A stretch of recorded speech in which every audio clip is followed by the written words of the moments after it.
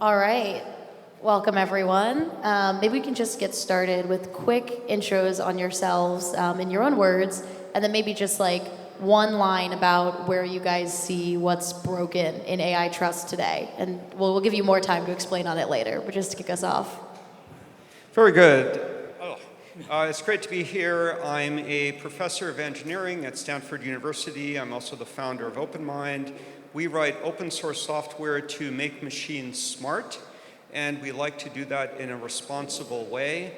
That's why we care about things like identity and being able to understand how machines think and how they make decisions. Hi, everybody. Excited to be here. I'm Sreeram, founder of a project called Eigenlayer. Recently, we rebranded to Eigencloud.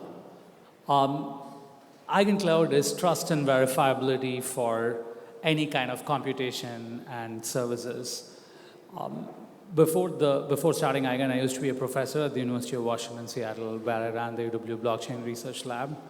I also used to work on genomics and the disruption due to AI that was happening in genomics is why I actually got into crypto. Awesome. So I'm so glad you both mentioned both trust and viability in that little intro. And I think before we go any further, we should explain what do we actually mean by that in the context of AI. So the name of this panel, the intro we gave, what does trust mean in the context of AI today? Okay, well, that's an enormous question. And let's just pick out one example. Imagine you have a humanoid robot living at home in your house, and I send you a model. And I tell you, oh, this is the most amazing model. It will make this humanoid smart and be useful. And then you have to make a decision as a parent or as an employer or consumer. Am I lying?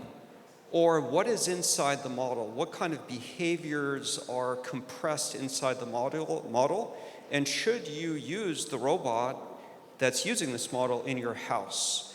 And that's an incredibly difficult decision to make, and that requires a lot of infrastructure that still needs to be built, including by people at Eigencloud. Yeah, when you think about trust in AI systems, I think Jan laid out like the high level. You can think of, is the system doing what it said it's supposed to do, right? Is the system operating inside some pre-specified limits that you've laid out for it? That's what we normally think of as trust. And we like to decompose this question into two separate questions. One question, which is the code that you're claiming what is actually being executed? We think of this as trust in the runtime.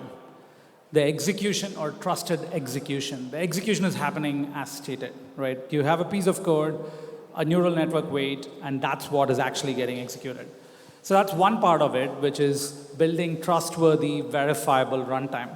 So you'll see I translate between trust and verifiable because one way to circumvent the need for trust is to have the system be verifiable, right? So the verifiable runtime is one aspect of trust that you need when you're deploying AI systems in mission-critical situations. The other kind of trust that you need is that that AI system does what you think it does. It's very much in the domain of AI. The first one is in the domain of how do you induce trust in the particular execution model. And the second one is a question about, is this AI model have the specified behavior that you want? And so the second one is much harder in some sense. The first one is the nominal domain of blockchains. Blockchains guarantee that this piece of code ran as stated and produced the outputs that you care about. The second one is equally important, but also I think there are certain angles that you can take to begin with. This is a very complex question. For example, you can have systems that insure AI systems against behaviors outside a certain norm. So if we think of this as insured agents, you can think of, as we go to robots, insured robots, right? You say, here is the norms under which the system is going to operate. If it violates it, then you should be able to go and claim an insurance payout. So this is a mechanism to translate safety risk questions into economic questions, which becomes approachable through capital markets and risk analysis? Yeah, so I think you guys kind of all touched on maybe 3 layers of the stack here that we've talked about. So we talked about kind of the data going in. Can you trust that it's truthful data? You've talked about kind of at the training level, can you trust if there was bias or prejudice put into the model? And then at the top layer, can you trust that the model you're querying is even the model you think you're querying, is it even the right model? And so, maybe across those high-level 3 layers of the stack, how would you order importance and kind of where are you guys looking at that today? Well, just to follow up on the insurance question we just heard, we just negotiated the first ever insurance policy for humanoid robots for American households. And this is being provided by Munich Re, a traditional reinsurance company. And a key part of this insurance policy is that if our robots in your house fail to perform what we promised they would do, Munich Re will insure us against that risk. And this connection of behavior of humanoid, provisioning of services, and insurance is not theoretical anymore. Literally today, we are giving money to a classic Web2 insurance company so that when we start deploying machines into households, that our customers have confidence that there's some insurance or protection for them. The most fascinating thing to me ever is the growing understanding that contemporary large language models, if you test them, they will actively do something called reward hacking. So these models will cheat and they will obfuscate the fact that they've cheated to do well in evaluation scenarios. So we already live in a world where large language models are trying to actively mislead us and in the most energy and time efficient way, optimize their scores in leaderboards about performance. So again, these questions are not theoretical anymore.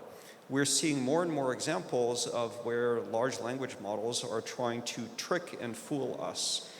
And so just as a heads up, this is the world we now more and more live in. And again, these are not esoteric academic questions, but humanoid robots are now being deployed into schools, kindergartens, hospitals, homes.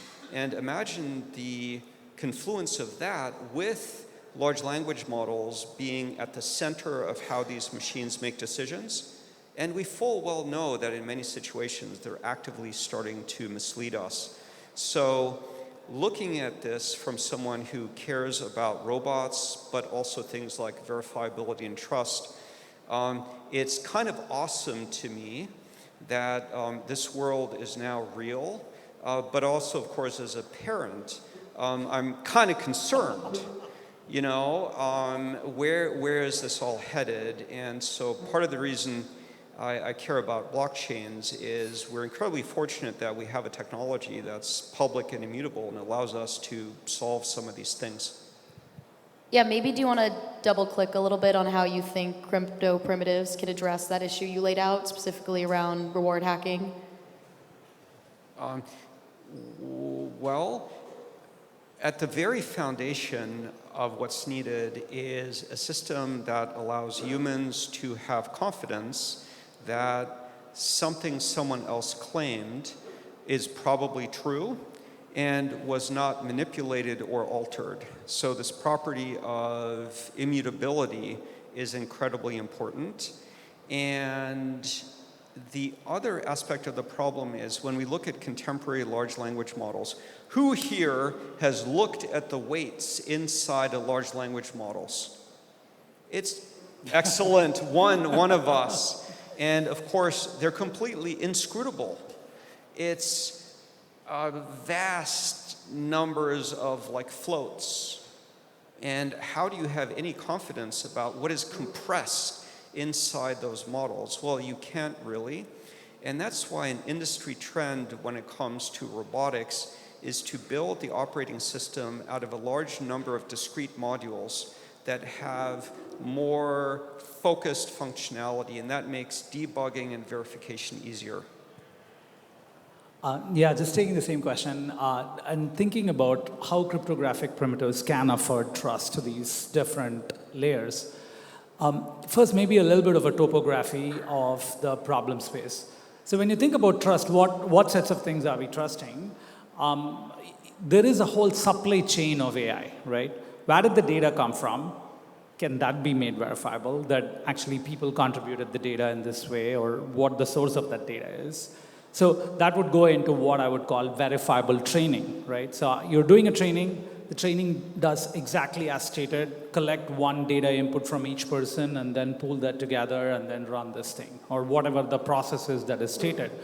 So that would be the domain of verifiable training. And you might think this is, again, a theoretical question. I was with a permanent secretary at Singapore, his name is Sky, and he was saying, if you're not US or China, you cannot afford to deal with closed models.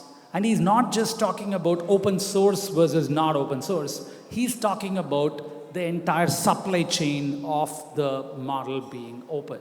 So they are called fully open models, right? So you want the data to be open, the training algorithm to be open, the outcomes, the weights. Otherwise, you get a bunch of weights, right? Like Jan said, and then you don't know what you're doing with it. So you need verifiable training. Then you think about the inference process. You need verifiable inference. And you can have many different trust models for doing these things. You can have trusted execution environments, which give you hardware-level encryption. You can have cryptoeconomic primitives where you know that if the nodes doing this training did not do the training correctly or inference correctly, they're going to lose the money that they put up. You could have zero-knowledge proofs. I think these are still far out in the time horizon when we can do training and inference with them. But these primitives help us lock these training and inference primitives already. And when you look at, so this is only one side, then you look at during execution of an AI agent, you're not just talking about inference. In real time, you're scouring some data, like you're doing internet search, you're doing other things. You need trust that those things were done correctly. So locking this entire supply chain down of verifiability, this is one of the reasons we are very excited from an Eigen Cloud point of view, because we already have a suite of verifiable services that other people have built. Oracles, data storage, inference, training. You can just mix and match them to actually obtain an end-to-end verifiable agent pipeline. And part of what we're doing is actually building some of those things. I'm curious, you both kind of really hammered very nicely where in the stack and where this verification and trust comes in. Who do you think pays for this? Do you think the user cares enough to pay for it? I think from a existential standpoint, we all agree, this is scary and this is the future and we should address it. But is it the users? Is it the models? Is it a marketplace? Like, who's incentivized to pay for this today, or who might really care enough to pay for it? Yeah, if you think about whenever I'm talking about verifiability, people ask this question. So we have this graph I call the TAM versus trust graph. And so what is this graph? This graph says, what is your addressable market? And if you induce more trust, is your market size increasing, right? And it's a very capitalist question. It is not an idealist question. And converting idealist questions into capitalist questions is a useful thing for us to do here. And so you think about this TAM versus trust, and in different scenarios, the market size increases only because you have trust. And I'll give you some simple examples today. In early internet, 1998, if you want to put your credit card number into the internet, you get a panic moment. You're like, am I going to just put my credit card number into this internet site and do e-commerce with it? And a lot of solutions that came up were more like insurance and then chargebacks, all these things that enabled e-commerce to take off. I think we're seeing a similar moment today in agents when you're trying to hand something like money to it, right? And so when you're handing money to it, on the user side, people panic and they're worried that what if this thing goes wrong? On the model side, a ChatGPT or a Grok is worried to have automated trade execution. for example. It'll give you advice and say, it's up to you to figure out what you're doing with this advice, as opposed to doing things like automated trade execution. Imagine it is there and then suddenly it goes and buys GameStop or Dogecoin or something, and then it'll be a huge liability problem for them. Instead, in both these sides, what you can do is you can, by offering, for example, in the ChatGPT or Grok case, you say, oh, I'm not guaranteeing to you that your trades are going to be good, but I'm guaranteeing to you that this specific agent code runs and then makes your trades. You're moving liability from the person who's actually, providing the model to actually say, I'm fixing a model and then guaranteeing to you that the code execution happens as stated. So that's an example of where I think, people will pay for that thing. Similarly, on the other one, which is the user putting in their account, things like insurance are actually very, very valuable, where a user can feel less worried that they're going to lose their money because a booking agent went out and did something it's not supposed to do. Well, I'm probably one of the few people on Earth who has a really specific answer to your question. Because the answer to your question right now is that the company, OpenMind, pays Munich Re. So if we cannot convince Munich Re that our code does what we claim it does, they charge us more money. And so the better we are at convincing them that we know what we're doing, the less we pay. And I don't know how this is going to play out across all verticals and products and things like that, but specifically for us, deploying humanoids into homes, if we mess up and can't convince Munich Re, we pay a higher insurance premium. With respect to consumers caring about verifiability or privacy or anything like that, it is my unfortunate experience that most consumers don't give a shit. And that's especially true of things like privacy. Who here in the audience uses Gmail?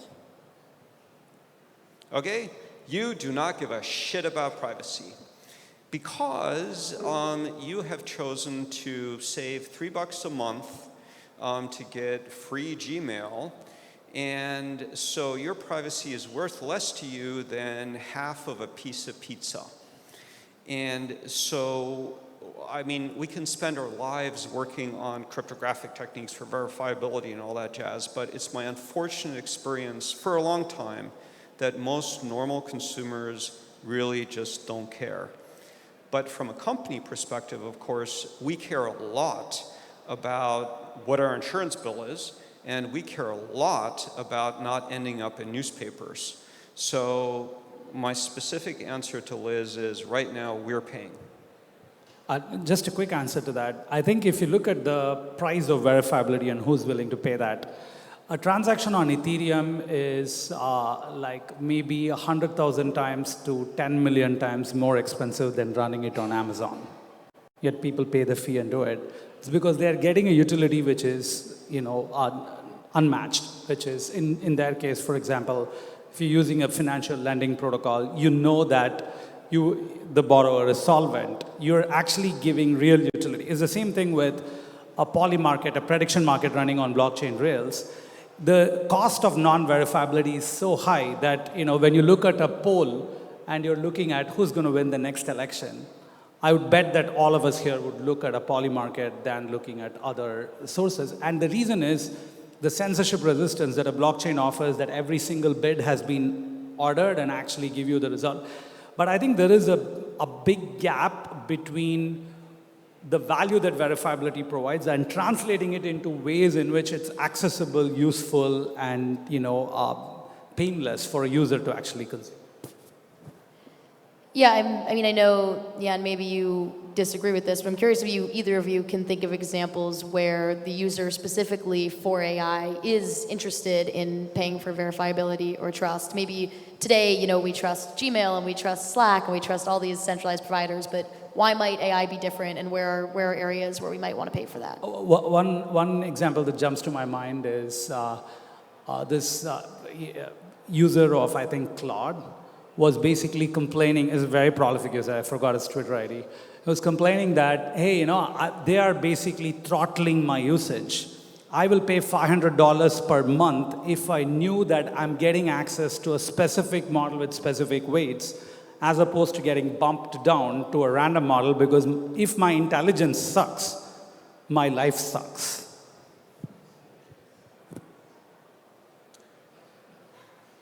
You buy it? I'll add another one from Eric Schmidt, the former Google CEO. He was basically talking about something that may resonate with Jan. He was saying, hey, I don't want my kids to be talking to an AI agent that I cannot control. So when you let your kids, you vet, Grok or ChatGPT and give your access to your kids, and then you don't know what the model drift is on the back, that, the model that was actually reasonable suddenly becomes a sycophant, suddenly becomes like, goad your kid into some stupid activity.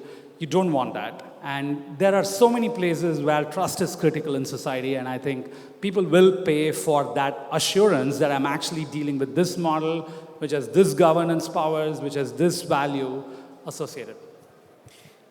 So Liz asked, in which situations or for which products do we foresee that a typical consumer will want to pull out their wallet and pay for verifiability or trust? And unfortunately, I have bad news. I think what will actually happen is that this question will remain somewhat obscure, and then something really bad will happen. And then afterwards, there will be more people who will be willing to pay for verifiability and trust. The technology is moving so quickly right now, and there's so little experience of normal people with the technology, and there's so little experience, fortunately, we have with unforeseen consequences of the technology. I strongly suspect that something bad will happen, and after that, the importance of this question will be more clear. Do either of you think that this might come down to actually regulators or countries themselves paying for this? I think we've seen a number of examples where large language models spit out something that disagrees maybe with the country's government or a current stance, and you see a crackdown on wanting more national LLMs or things that are specifically kind of like formed to agree with a specific country or viewpoint. So I guess, do you see that as a possible future also with regulators wanting to pay for verifiability or verify themselves? I definitely think there is a role there. For example, insurance is a great example where, this is regulatory pressure, the back pressure from regulators flowing all the way into actual, monetary value and a demand for higher trust and verifiability. So I think definitely there is a role there. In terms of where we are today on that, it's too early, and I think what we are going to see is a pendulum swing very widely between two extremes. One extreme where people are going to freak out and completely kind of like close down all kinds of things, and another extreme where everything is laissez-faire, and then you find, some kind of issue. Well, one thing I've noticed is that a lot of regulators in many countries are not necessarily as knowledgeable about the technology as one would like. And the technology is certainly moving extremely quickly.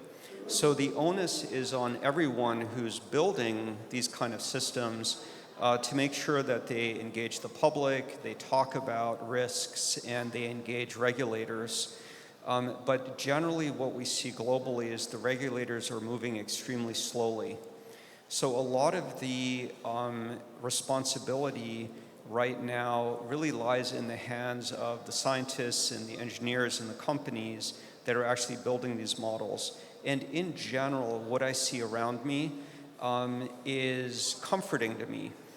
In San Francisco right now, when I talk to people at OpenAI or Anthropic or Google or Meta, there is a broad sense of working in a responsible way and making sure that, there's a lot of discussion about things like alignment and verifiability. And so certainly inside those companies, I'm heartened to see that many colleagues are taking this very seriously. So my suspicion is that right now, the main line of defense is in the companies building the technology, and regulators seem a little bit slow. Fortunately, insurance companies are faster than the regulators. So almost certainly the lawyers and insurance companies will play a big role in making sure this is all safe. There's also the other thing, which is the sovereignty risk for countries. I think this is, for example, having autonomous vehicles or robots in a certain country manufactured from another country is a counter-sovereignty risk. And I think this is going to put a lot of pressure on countries to have a well-articulated trust and verifiability strategy for physical robotics. All right, last question to wrap it up real quick.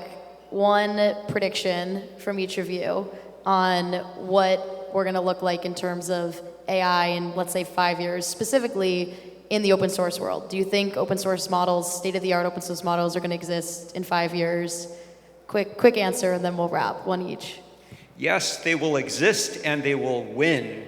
And it's up to all of us to make sure that that happens. I love that answer. One prediction there, which is related but different, is on in 5 years, we'll see fully sovereign, unstoppable agents on-chain holding $500 billion. Okay, 5 years, $500 billion, fully sovereign, unstoppable agents being built on-chain. This is one of the places where there is no alternative to build a fully sovereign agent, an agent that controls its own destiny and is still bound by institutions and laws, which can be done on-chain. Awesome. Thank you both. Thank you, Liz.